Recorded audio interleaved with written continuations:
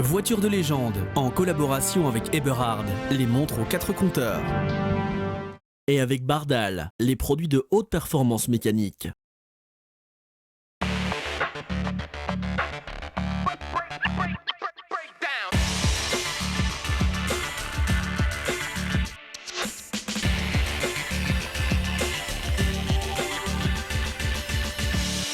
Bienvenue dans Voiture de légende pour cette rentrée de septembre. Alors, pour la rentrée, nous sommes au cinéma, tout simplement. Vous voyez que le cinéma s'invite dans l'actualité du sport automobile avec le film Rush de Ron Howard, le fameux film qui retrace le duel entre James Hunt et Niki Lauda pour le championnat du monde de Formule 1 en 1976. On va évoquer cela dans l'émission, mais auparavant, bien sûr, l'actualité de cette rentrée classique sur nos routes et ailleurs, puisque on s'embarque direction Saint-Moritz pour le fameux Passione Engadina.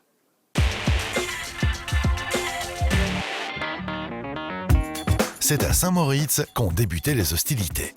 L'édition 2013 du rallye international Passione Engadina devient une des plus importantes épreuves de régularité sur routier suisse. Pour sa deuxième année d'existence, le rallye de régularité Passione Engadina s'était déjà forgé une solide réputation.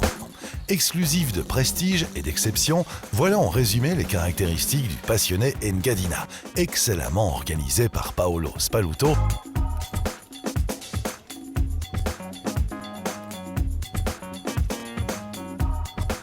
Exclusif parce que réservé aux seules voitures italiennes, dont la plus âgée affichait 81 ans, de quoi ravir les nostalgiques des années 30. De prestige, et peu dire à la lecture des marques inscrites.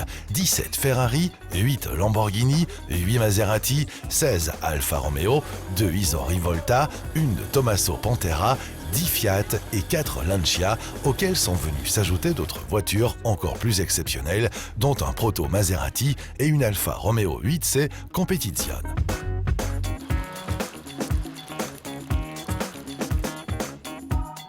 Du début d'après-midi jusqu'à la fin de la journée du vendredi, se sont déroulées les vérifications administratives de rigueur, ainsi que le contrôle technique des véhicules. Ces mêmes véhicules étaient alors placés dans le parc fermé. De la côté de la police, donc on pense beaucoup, on a beaucoup de très bonnes collaborations. Le problème ici, c'est que pendant l'été, il y a tous les chantiers pour la réparation des routes. Donc s'il y a le soleil, il y a beaucoup de chantiers. Là, c'est la chose qu'il faut ménager de plus. En général, non. Il faut dire qu'au contraire de ce qu'on pense, ils sont bien contents de nous avoir. Vous savez, Saint-Moritz, c'est top of the world. Ça, c'est le nom officiel de la vie. Ça rend le meeting spécial parce que Saint-Moritz, c'est unique du point de vue de montagne. Rallye d'exception aussi parce que organisé dans un rayon de 80 km autour de Saint-Moritz, joyau des Grisons où les merveilleux paysages se sont succédés au fil des kilomètres vers le Bernina Pass ou l'Albula Pass ou le Giulier Pass, décolle au-dessus de 2200 mètres d'altitude. Eberhard, c'est une importante vitrine pour raconter l'histoire qu'il y a derrière la production de montres. On a produit la collection de Volare pour rappeler ce pilote qui a été un mythe de l'automobilisme sportif et on continue à supporter ces manifestations. Ici cette année on a eu plus que 70 voitures, quand l'année passée au début il n'y avait que 35, donc vraiment un succès important.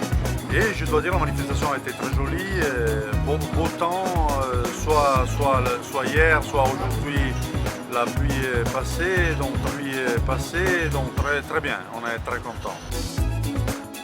En cette fin de mois d'août, la météo a souri aux organisateurs et aux pilotes qui ont pu donner la pleine mesure de leur talent dans ce décor naturel grandiose de cols et de vallées, plus belles les unes que les autres. Bref, un parcours particulièrement bien étudié pour les 63 équipages venus d'Italie, toutes proches de Suisse, d'Allemagne, du Luxembourg et de Belgique.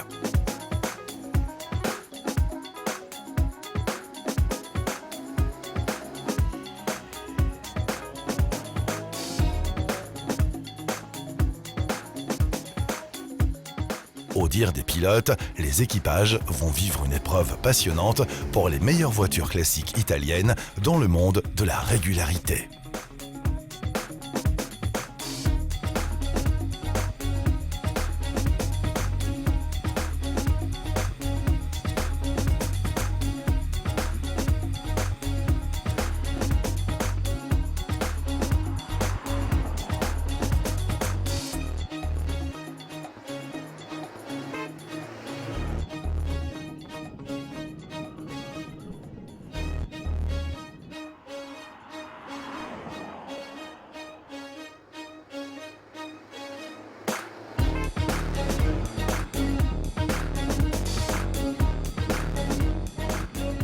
Le samedi matin, c'est la partie sérieuse qui commence. Faisant fi de la vitesse, un rallye de régularité se dispute sur des routes ouvertes à la circulation. Donc, les concurrents doivent respecter pleinement le code de la route et ses spécifications. Nous sommes en Suisse et ce sont les recommandations des organisateurs car on ne badine pas avec la sécurité.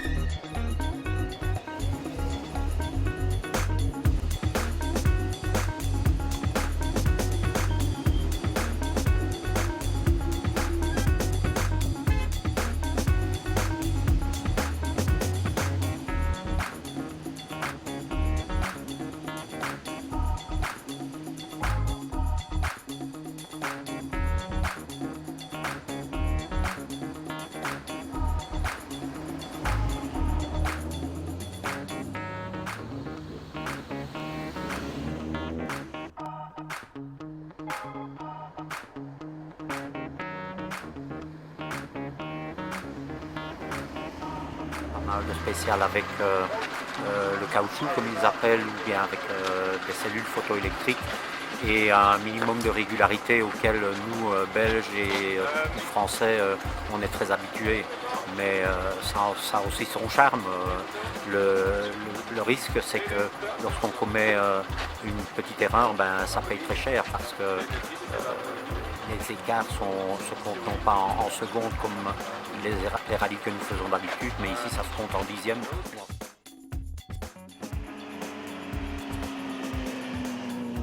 C'est ainsi que l'Alfa Romeo de 1966, modèle Spider Duetto 1600 cm3, mis à disposition par le Classic Club de Rhodes-Saint-Genèse, était piloté par Yvon Gillon, journaliste et producteur de votre émission historique, très bien épaulé par l'expérimenté copilote Joseph Lambert, spécialiste de ce genre de rallye, qui affiche à son palmarès plusieurs victoires dans de grands rallyes comme Liège-Rome-Liège, Neige et Glace au Monte-Carlo historique, ainsi que le Portugal et le Costa Brava. Yvon Gillon, ancien du circuit, s'est très bien débrouillé pour une première participation, sauf un tête-à-queue dans la seconde épreuve, chronométrée, au centième de seconde, RT spécifique de très courte section à la mode italienne, dû à un peu trop de précipitation qui leur a coûté, hélas, la victoire finale. Le duo belge termine à une 8e place, inespérée, suite à la pénalité encourue.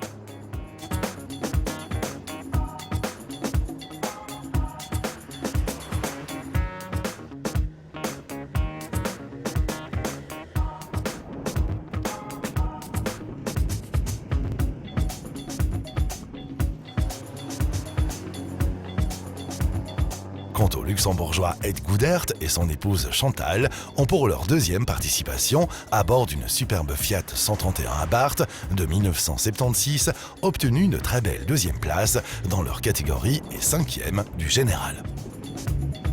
En ce qui concerne les étapes spéciales, étaient très originales aussi. C'était à des très bons endroits, donc c'était pratique, c'était sur des parkings, c'était sur des aires industrielles.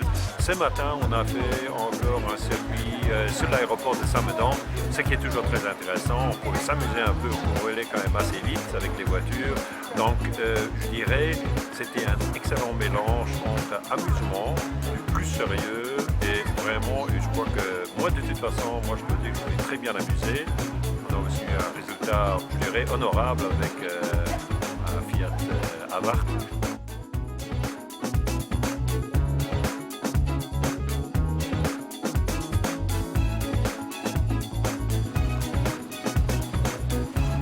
Une organisation parrainée par un grand horloger suisse qui, en seulement 2 éditions, vient de s'installer parmi les épreuves de prestige, aussi connues que les Swiss Lec Classic, Xstat Classic ou Grand Premio Nuvolari. C'est une Lancia Fulvia HF 1600 de 1972 qui a remporté l'épreuve 2013, pilotée par l'équipage italien Ottaviano Cecchi et Giovanna Franchi. Univers de passion que cette légende de l'automobile, eh bien là on vous l'avait promis, on est devant l'affiche du film Rush qui retrace cette saison 1976 de Formule 1, le fameux duel entre James Hunt et Niki Lauda.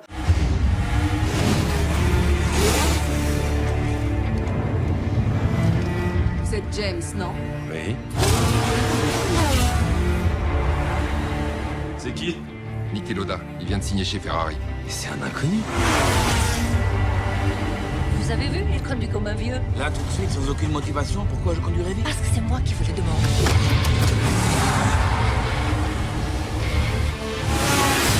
C'est une passe d'armes spectaculaire entre ces deux grands pilotes. La prochaine fois, je t'aurai. Aucune chance. T'es qu'un fêtard, c'est pour ça que tout le monde t'aime. Je sais, je suis invivable. Tu n'es pas invivable. Tu es qui tu es, à un moment crucial de ta vie. Pour être champion, il suffit pas d'être le plus rapide. Il faut vraiment y croire. J'attends ça depuis que je suis enfant. Je peux le battre, croyez-moi. Il est régulier, c'est un homme sûr. Et il mettra sa vie en jeu quand la victoire en dépendra. Un règlement de compte entre deux coureurs d'anthologie.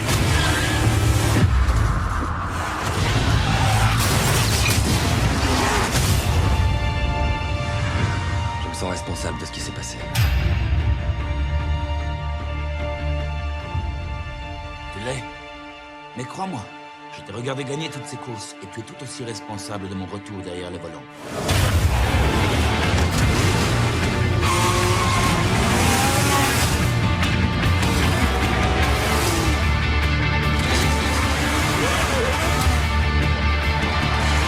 C'est une merveilleuse façon de mener sa vie. La seule façon de conduire. Plus on frôle la mort, plus on se sent vivant. Eric Van de Poel, c'est une époque qu'on a connue, c'est ce qui nous a fait aimer la course automobile. Alors ce film, vous l'avez vécu comment? Alors, moi, je suis sorti de là évidemment avec un grand sourire parce que c'est vraiment un bel hommage à la profession. Ça montre aussi le sport et ça montre à travers deux personnalités très différentes ce qu'était la Formule 1 à l'époque, une Formule 1 qu'on a suivie quand on avait 14-15 ans au bord de la piste.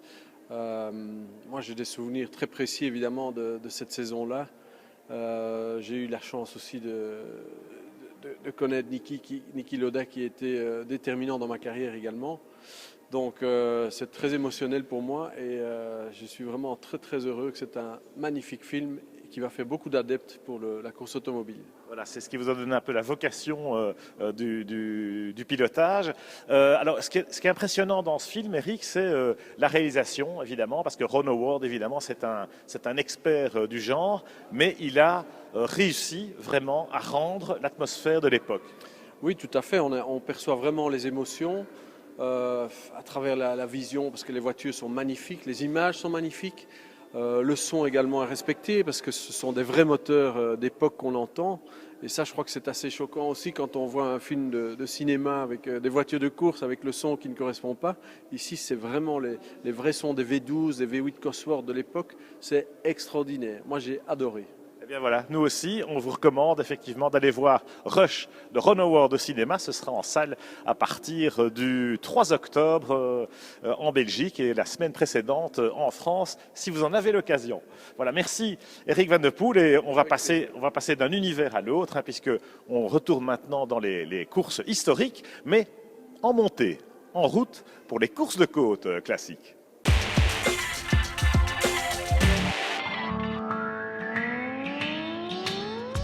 La course de côte de Forêt-Trot a connu son heure de gloire dans les années 60 et 70. Sa renaissance, sous la forme d'une montée historique, c'est aux forces vives de cette commune des bords de Vesdre qu'on la doit. Forces vives qui ont logiquement fait appel à l'écurie du Maquisard, organisatrice de la montée historique du même nom.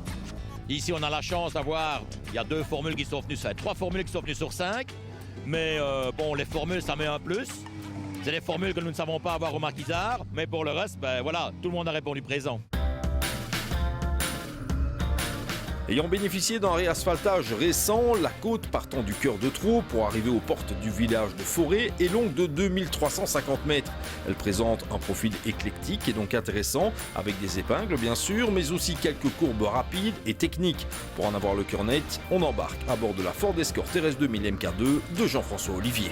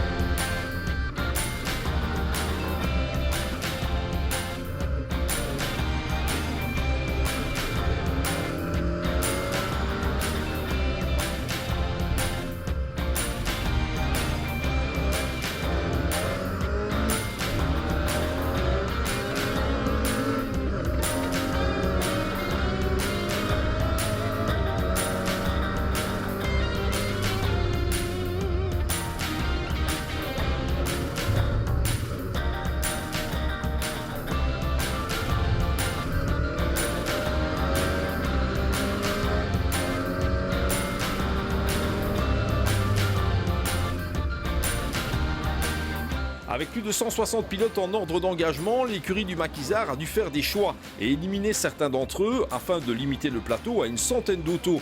Jusqu'à 16h30, comme au Maquisard du côté de Spa, c'est la démonstration qui était à l'honneur sans la moindre notion de compétition. Mais avec un maximum d'émotion, car Forétro, c'est une côte qui n'a jamais cessé de plaire. Nombreux étaient les concurrents de cette première édition de la montée historique qui se remémoraient le passé. Forétro, ils ont connu comme spectateurs pour les uns, mais aussi concurrents pour les autres. Alors ils sont venus en nombre avec des voitures plus ou moins performantes, histoire de voir si la magie opérait toujours, histoire de se remémorer le passé. Je l'ai déjà fait quelques fois à l'époque, il y a une bonne vingtaine d'années, il y a 25 aussi. Je roule un petit peu avec tout ce qui existait, avec des Sunbeam MTI, avec une barquette, avec une Porsche 935, réplica bien sûr. Et voilà, oui, je connais bien. Ouais. Des pilotes de la belle époque, Forétro en a vu défiler quelques-uns, mais un seul a eu le privilège de disputer la célèbre course de côte à moto. Il y a une anecdote extraordinaire à raconter sur cette côte, ouais. Je l'ai fait en moto. À l'époque où on a commencé les courses de côte, on était à 2. Et je suis monté à côte avec Richard Hubin. Et dans la première épingle, parce que maintenant il y en a 2, nous on démarrait, enfin oui. La deuxième épingle, le gauche, on était côte à côte et on n'a pas su tourner parce qu'il n'y a aucun des deux qui voulait freiner. Donc on a fait un petit écart dans le rail. Donc ça c'est une anecdote, c'est la seule fois que je l'ai monté. D'ailleurs je regrette de ne pas être venu faire 2-3 montées parce que c'est quand même technique je trouve. C'est une très très belle course de côte. Autre mythe, mais à l'italienne cette fois, la Fiat 500.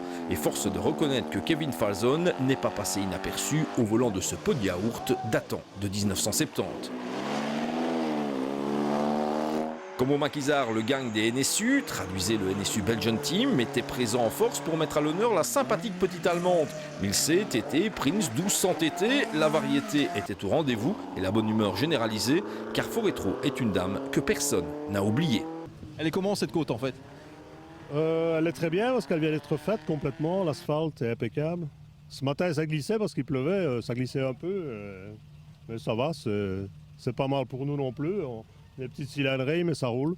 L'année 2013 est celle du 50e anniversaire de la Porsche 911. En étroite collaboration avec classique Porsche Garmer, nombreuses étaient les 911 s'étant donné rendez-vous au pied de la côte de Forétro. La plus ancienne d'entre elles était cette version 2 litres datant de 1967, présentée par Raphaël Beumer. D'un bout à l'autre de la journée, les Porsche ont assuré leur part de spectacle et soigné la bande-son de la montée historique. Preuve du dynamisme de cette communauté, incontournable la 911 et performante, qui plus est.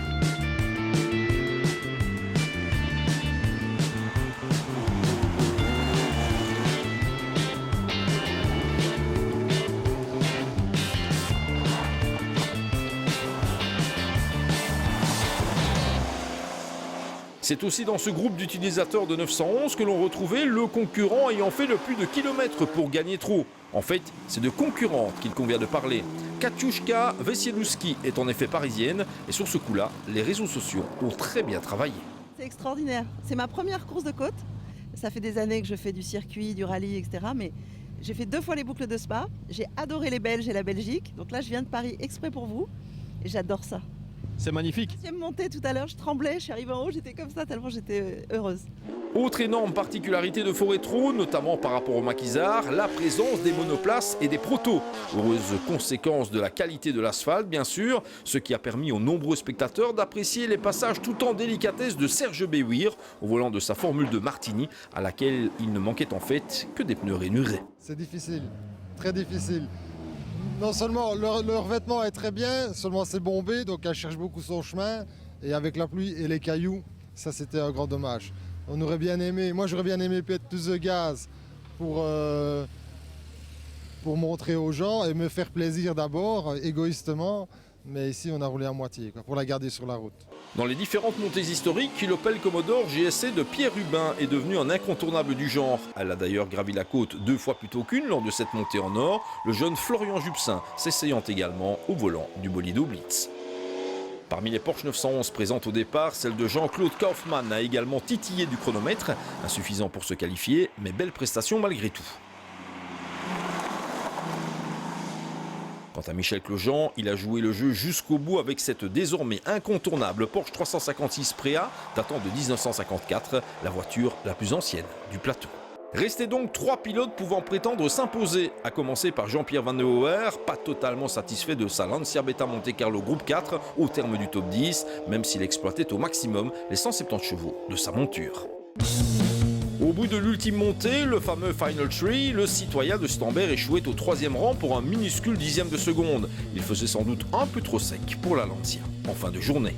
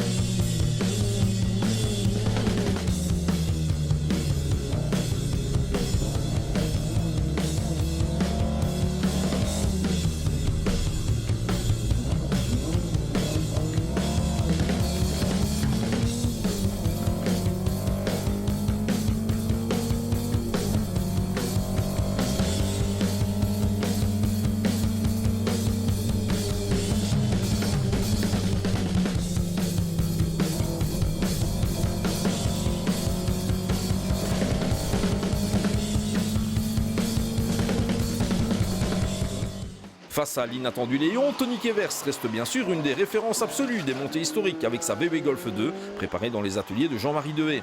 Sauf que cette fois, Kevers ne disposait pas de sa toute bonne auto. Résultat, il s'inclinait pour une demi-seconde. Pour sa première édition, la montée historique de Forêt-Trou s'est donc offert un vainqueur que personne n'attendait et que la majorité des observateurs ne connaissaient même pas. Une histoire magnifique, un peu comme si la célèbre côte avait fait une faveur aux organisateurs pour les remercier de l'avoir sorti des limbes du passé.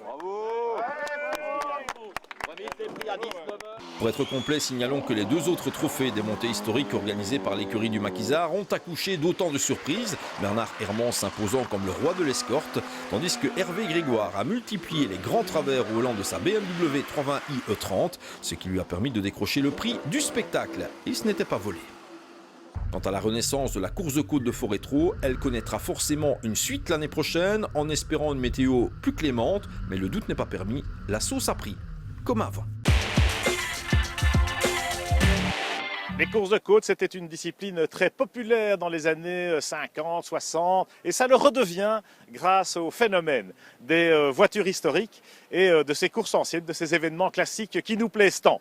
On termine cette émission par un petit tour en Espagne, direction les Asturies et la bonne ville d'Oviedo, dont est natif Fernando Alonso, ni plus ni moins, pour le Rallye des Asturies. C'est parti au soleil.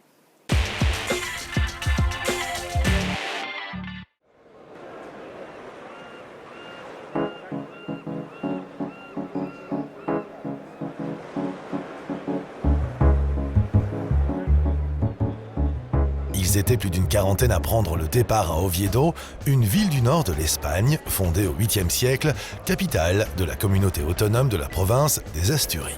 Un rallye des Asturies sous le signe de la restriction, un événement dont l'approche budgétaire est plus conforme à l'ère du temps, mais aussi dont l'organisation plus simple, mais de la même qualité et de la même classe, resteront très certainement gravées dans les mémoires des participants.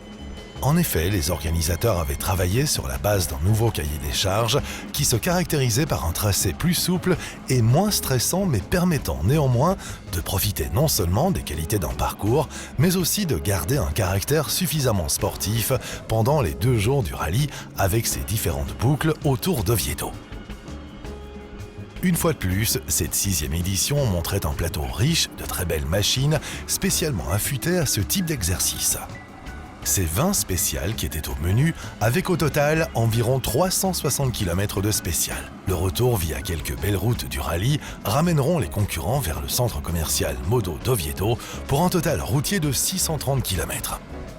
Pour ces belles autos, l'organisateur avait cependant dégoté de petites routes superbes qui permirent non seulement d'éviter les gros soucis de sécurité, mais aussi de confirmer à ceux qui en douteraient encore que cet endroit fait sans doute partie des plus beaux paysages d'Espagne. Cette journée aurait dû être très belle au niveau des paysages et des difficultés, mais les conditions de visibilité dans la région en ont voulu autrement. En effet, la frustration de l'organisateur était réelle, tant le soin avait été mis à aménager un parcours exceptionnel. La première boucle de cet événement nous amènera vers une région assez belle, empruntant des routes peu connues pour nous amener la nuit vers le village de Villalana, point de contrôle de cette étape avant le retour.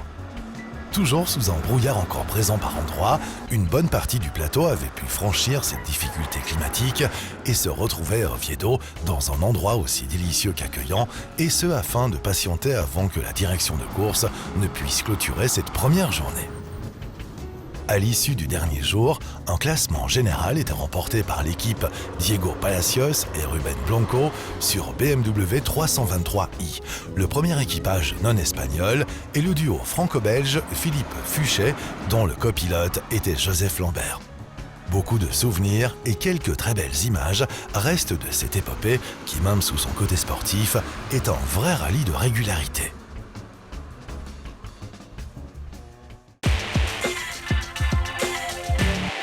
Ainsi s'achève cette émission Voiture de légende un peu spéciale sur le site du Heysel au pied de l'Atomium à Bruxelles où se déroulait le fameux Grand Prix de Bruxelles au début des années 60 qui a eu droit à un petit remake il y a 2 ans pour le 50e anniversaire. C'était bien sympathique. Cette émission, si on vous retrouve à la prochaine, début octobre, comme d'habitude sur BTV ou sur nos sites www.voituredelegende.com et également nos partenaires retrocourse.com pour toute l'actualité des courses historiques ou encore évidemment F1i Magazine et F1i Classique qui vous propose dans le numéro de rentrée un dossier spécial précisément sur la saison 1976, le duel Hunt-Lauda et le film Rush qui le retrace si bien. Allez au cinéma, vous ne serez pas déçus. À la prochaine et bonne route.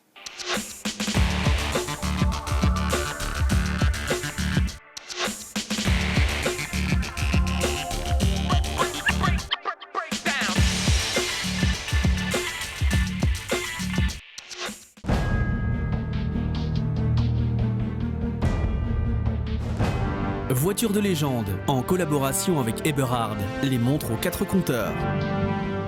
Et avec Bardal, les produits de haute performance mécanique.